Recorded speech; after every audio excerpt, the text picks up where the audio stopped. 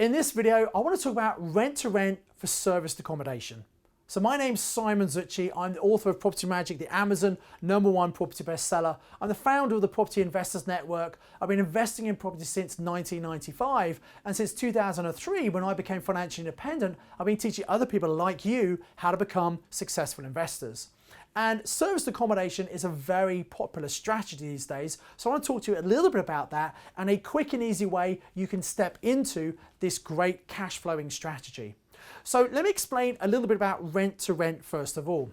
So rent to rent is where you find a property owner who, for whatever reason, they're a bit disenchanted with their property. Maybe they're a tired landlord or a retiring landlord and they don't want the hassle anymore. And what you do, you step in and offer to pay them a guaranteed rental income. Now think about it for a minute. If you're a landlord and someone's giving you a guaranteed rent every single month, that can be very attractive, particularly if you're fed up and don't want to get involved in the property anymore. So let's say you find someone who's got a 1-bedroom or a 2-bedroom apartment, they're renting out on a single let basis or on AST, they're not going to be making a huge amount of profit from that. And if they have a void period where there's no tenant, they're going to be losing money. So you come along and say, look, I'm going to give you the full market rent, guaranteed. That gives them a lot of peace of mind and certainty. So these properties are pretty easy to find. Now, you can then use that in a number of different ways. If it was a large enough property, you could obviously do an HMO, a house of multiple occupation, and that's a great strategy. But there are a lot more smaller properties, 1 and 2-bedroom apartments, and in the right location, you can use them as serviced accommodation. So what is serviced accommodation? Serviced accommodation is where you rent out a property very short term. It's a bit like a hotel room. Think of it like that. And people who might stay there are people who are maybe they're on business in the local area. They don't particularly want to stay in a hotel for days and days on end. They'd rather have an apartment where they've got a room, their own bathroom, they've got a kitchen with a washing machine, they've got a living room, they can chill out a little bit. So it's far more appealing than just living in a hotel room. Or you sometimes get couples, friends who are maybe going for a city break, or they're visiting some family friends, or going to a wedding, or whatever it might be. And 2 couples might come and stay in a 1-bedroom apartment. And typically in a serviced accommodation, you'll have a bedroom. In the living room, you might have a bed to tea, so another couple could sleep there. So in other words, for 2 couples to share a 1-bedroom apartment for a couple of nights, it's going to be much more cost effective for them than staying in a hotel. And also they've got the living facilities, they can space out a bit and make it a bit more home from home.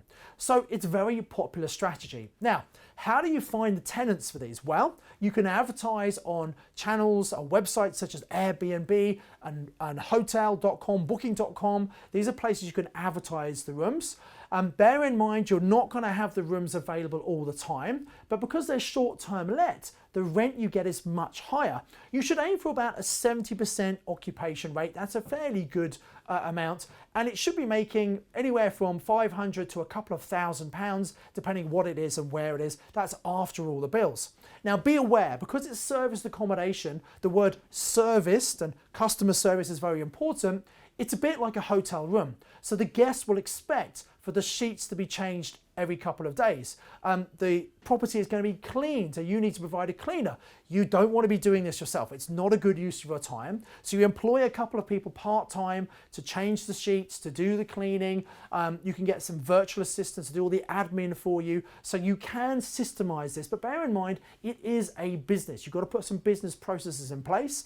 I see a lot of investors making mistakes by running around, working all hours of the day, killing themselves, literally running these things because they don't have systems and processes in place. So really important to do that. You don't need to do everything yourself. You can get other people to help you, such as virtual assistants, who might be a really smart idea to help you systemize your business.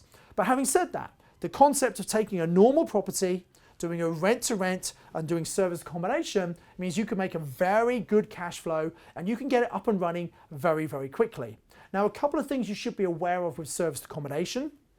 If it is an apartment in a block, it's going to be a leasehold property, and it's important to check the lease to make sure that it allows short-term serviced accommodation. many leases prohibit it. So you don't want to do anything against the rules. You need to be careful of that. You also need to make sure you have correct insurance in place in case an accident happens. The contents need to be insured. You need to have professional indemnity and public liability insurance to make sure no one can sue you. And you've got to make sure that the insurance company knows exactly how the property is being used. Another slight challenge with serviced accommodation is generally most mortgages are not set up for serviced accommodation, so you need to check that the lender is happy that it's used in that way. Now, there are one or two lenders who are starting to have special products for serviced accommodation, but they are few and far between. So it's all about doing things correctly. We need to be very open with the landlord, exactly what we're doing. We're not trying to pull the wool over their eyes. We're very open and honest. We want to give them a guaranteed rent, and you get a property you can rent out in the right kind of way. Now, sometimes when people hear about rent to rent and they hear they've got to pay a guaranteed rent every single month to the owner, they get really worried about this. But I would say, well, is that any different from owning the property and having a mortgage? Because you have to pay your mortgage every single month. If you don't, you could get repossessed. So I don't think it's any different really, but the benefit is you haven't had to get a mortgage and you haven't had to put a 25% deposit in. So it means that far more people can get into property using rent to rent, which is why so many of my students use this strategy. So I do hope this has been a useful introduction for you to using rent to rent with serviced accommodation. If you like this video, maybe put some comments below, subscribe to the channel, and if you do that, we'll give you access to all the other videos that come out on a very regular basis. So my name's Simon Zutshi. I encourage you to always educate yourself, invest with knowledge, invest with skill. Thanks for watching.